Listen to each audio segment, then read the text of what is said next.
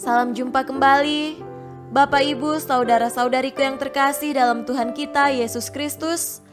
Marilah kita mendengarkan dan merenungkan bacaan-bacaan kitab suci hari Senin 30 Maret 2020. Bacaan pertama diambil dari Nubuat Daniel pasal 13 ayat 1 sampai 9, dilanjutkan dengan ayat 15 sampai 17, ayat 19 sampai 30 dan ayat 33 sampai 62.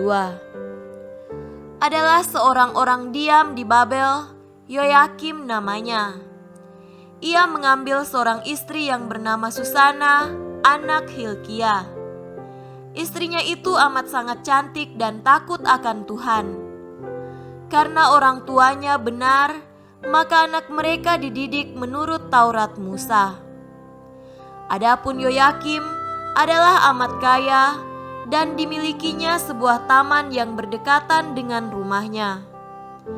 Oleh karena ia paling terhormat di antara sekalian orang, maka orang-orang Yahudi biasa berkumpul padanya. Nah, dalam tahun itu ada dua orang tua-tua dari antara rakyat ditunjuk menjadi hakim. Tentang mereka itulah Tuhan telah berfirman, "Kefasikan telah datang dari Babel, dari kaum tua-tua, dari para hakim yang berlagak pengemudi rakyat."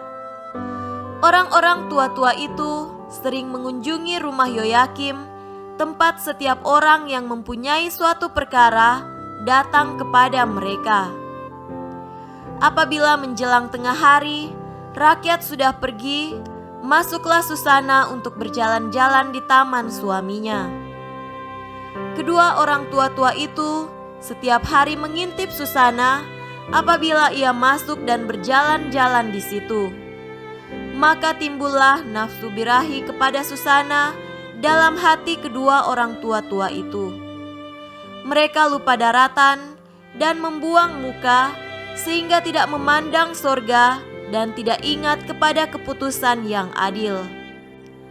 Sedang mereka menunggu saat yang baik, maka pergilah Susana ke taman itu seperti yang sudah-sudah. Ia hanya disertai dua orang dayang, karena cuaca panas, maka ia mau mandi di taman itu. Tiada seorang pun ada di sana, kecuali kedua orang tua-tua itu yang bersembunyi sambil mengintip Susana.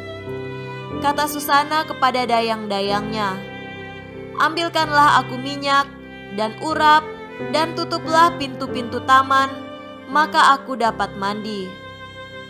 Segera setelah dayang-dayang itu keluar, bangunlah kedua orang tua-tua itu dan bergegas-gegas menuju Susana. Berkatalah mereka, "Pintu-pintu taman sudah tertutup dan tidak ada seorang pun melihat kita. Kami sangat cinta birahi kepadamu. Berikanlah hati saja dan tidurlah bersama-sama dengan kami. Tetapi kalau engkau tidak mau, pasti kami naik saksi terhadapmu bahwa seorang pemuda kedapatan padamu dan bahwa oleh karena itulah maka dayang-dayang itu kau suruh pergi." Bernafaslah Susana lalu berkata, "Aku terdesak sekeliling. Sebab jika hal itu kulakukan, niscaya mati menanti aku. Jika tidak kulakukan, maka aku tidak lolos dari tangan kamu. Namun demikian, lebih baiklah aku jatuh ke dalam tangan kamu dengan tidak berbuat demikian, daripada berbuat dosa di hadapan Tuhan." Lalu Susana berteriak-teriak dengan suara nyaring. Tetapi kedua orang tua-tua itu pun berteriak-teriak pula melawan Susana. Yang satu lari membuka pintu taman. Demi teriak di taman itu didengar oleh orang-orang yang ada di dalam rumah, bergegas-gegas masuklah mereka lewat pintu samping untuk melihat apa yang terjadi dengan Susana. Setelah kedua orang tua-tua itu memberikan keterangan-keterangan, maka amat malulah para pelayan, sebab belum pernah hal semacam itu dikatakan tentang Susana. Ketika keesokan harinya, rakyat berkumpul lagi pada Yoyakim, suami Susana. Datang pula kedua orang tua-tua itu, penuh dengan angan-angan fasik terhadap Susana untuk membunuh dia. Di depan rakyat mereka berkata, "Suruhlah ambil Susana anak Hilkiah, istri Yoyakim." Maka diambillah ia. Datanglah Susana dengan disertai orang tuanya, anak-anaknya, dan kaum kerabatnya. Sanak saudara dan semua yang melihat Susana menangis. Sementara kedua orang tua-tua itu berdiri di tengah-tengah rakyat dan meletakkan tangan mereka di atas kepala Susana, maka Susana sendiri menengadah ke sorga sambil menangis, sebab hatinya tetap percaya pada Tuhan. Kemudian kata kedua orang tua-tua itu, "Sedang kami berdua saja berjalan-jalan di taman, masuklah ia bersama dengan dua sahaya, lalu pintu-pintu taman itu ditutup, dan disuruhnya sahaya-sahaya itu pergi. Lalu datanglah seorang pemuda yang bersembunyi di situ kepadanya dan berbaring sertanya. Ketika kami yang ada di sudut taman melihat kefasikan itu, maka berlari-larilah kami kepada mereka. Walaupun kami melihat mereka tidur bersama-sama di sana, namun kami tidak dapat menangkap pemuda itu karena ia lebih kuat dari kami. Ia membuka pintu lalu melarikan diri. Tetapi dia ini kami pegang dan kami menanyakan siapa pemuda itu. Ia tidak mau memberitahu kami. Inilah kesaksian kami. Himpunan rakyat percaya akan mereka oleh karena mereka adalah orang tua-tua di antara rakyat dan hakim. Lalu hukuman mati dijatuhkannya kepada Susana.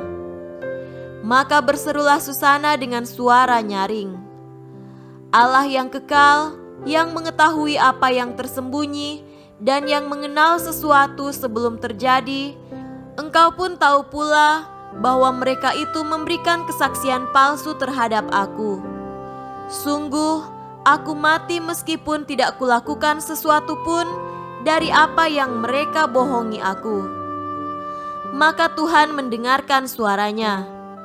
Ketika Susana dibawa keluar untuk dihabisi nyawanya, maka Allah membangkitkan roh suci dari seorang anak muda, Daniel namanya. Berserulah ia dengan suara nyaring, "Aku ini tidak bersalah terhadap darah perempuan itu." Maka segenap rakyat berpaling kepada Daniel, katanya, "Apakah maksudnya yang kau katakan itu?" Daniel pun lalu berdiri di tengah-tengah mereka, katanya, "Demikian bodohkah kamu, hai orang Israel? Adakah kamu menghukum seorang istri, putri Israel tanpa pemeriksaan dan tanpa bukti?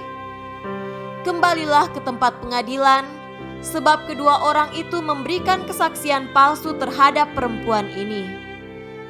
Bergegas-gegas kembalilah rakyat, lalu orang-orang tua itu berkata kepada Daniel, "Kemarilah, duduklah di tengah-tengah kami, dan beritahulah kami, sebab Allah telah menganugerahkan kepadamu martabat orang tua-tua." Lalu kata Daniel kepada orang-orang yang ada di situ, "Pisahkanlah mereka berdua itu jauh-jauh, maka mereka akan kuperiksa."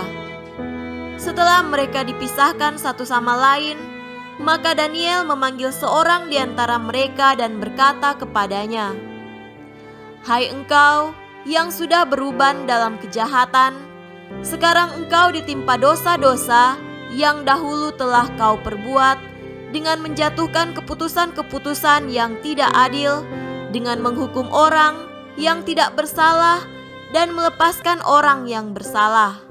Meskipun Tuhan telah berfirman, 'Orang yang tak bersalah dan orang benar janganlah kau bunuh.' Oleh sebab itu, jika engkau sungguh-sungguh melihat dia, katakanlah, di bawah pohon apakah telah kau lihat mereka bercampur?" Sahut orang tua-tua itu, "Di bawah pohon mesui." Kembali Daniel berkata, Baguslah engkau mendustai kepalamu sendiri, sebab malaikat Allah sudah menerima firman dari Allah untuk membelah engkau.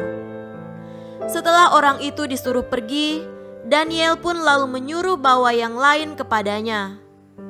Kemudian berkatalah Daniel kepada orang itu, "Hai keturunan Kanaan dan bukan keturunan Yehuda, kecantikan telah menyesatkan engkau dan nafsu birahi telah membengkokkan hatimu.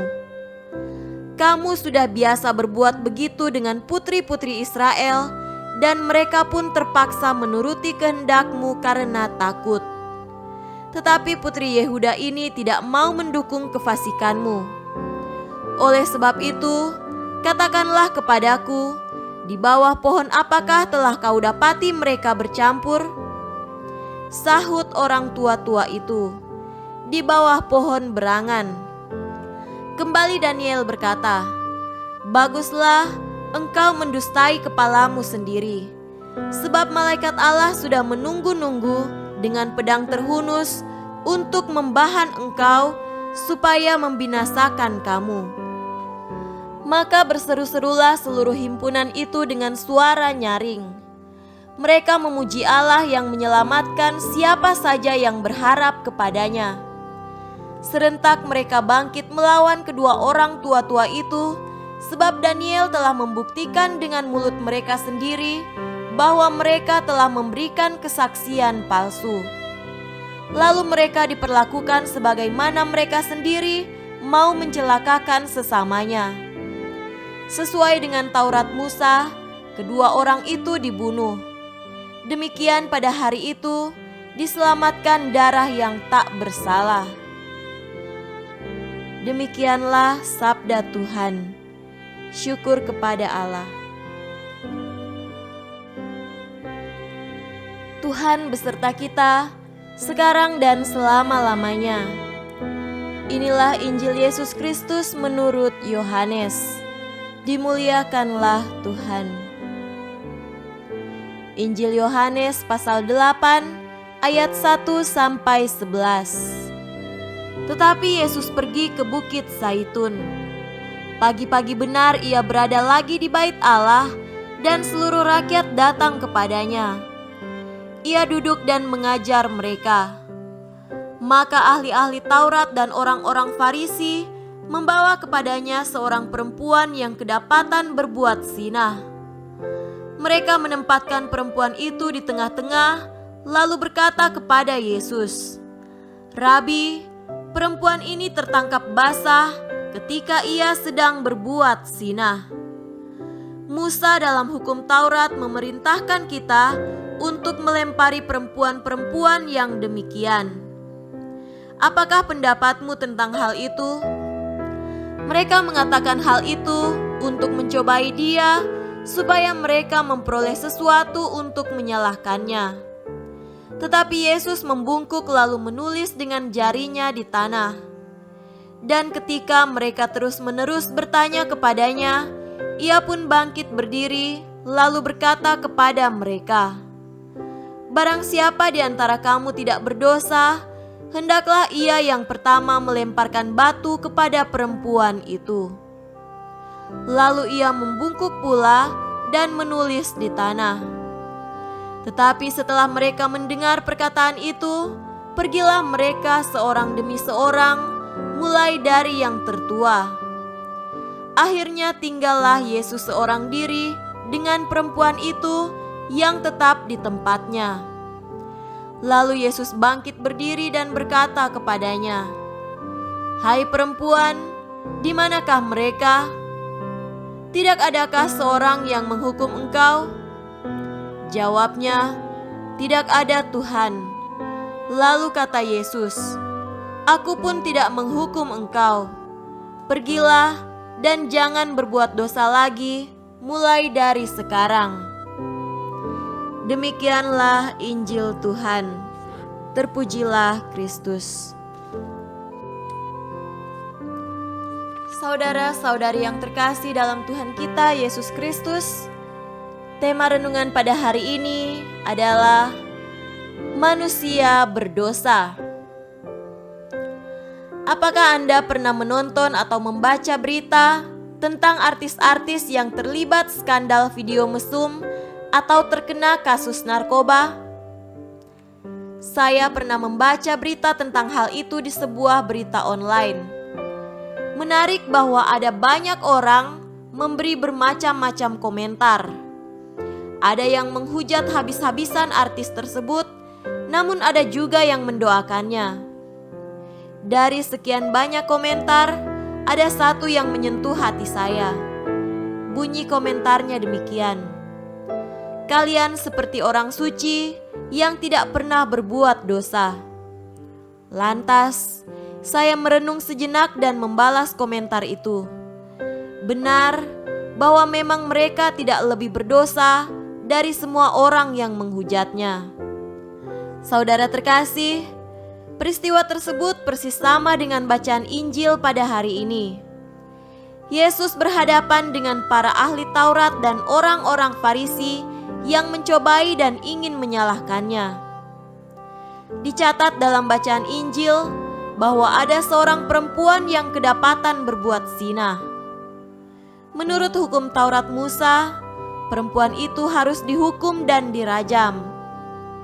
Yesus dengan tenang mengatakan hal tidak terduga kepada mereka, katanya, "Barang siapa di antara kamu tidak berdosa, hendaklah ia yang pertama melemparkan batu kepada perempuan itu." Sikap Yesus ini melukiskan kebaikan hati Allah yang berbelas kasih. Yesus mengajarkan kepada kita untuk dapat mengampuni orang yang berbuat salah kepada kita. Oleh sebab itu, dengan berbelas kasih kepada orang lain yang bersalah, kita telah mengambil bagian di dalam kebaikan hati Allah.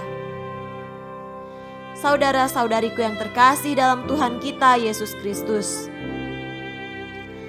kerap kali dalam hidup ini, kita sering mudah menghakimi orang-orang di sekitar kita yang berbuat salah dan berdosa.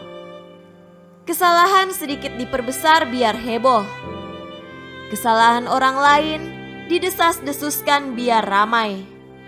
Orang asik dan menikmati penghakiman yang dilakukannya seakan-akan merasa tidak luput dari kesalahan dan dosa. Hendaknya kita tidak tergoda untuk berperilaku demikian.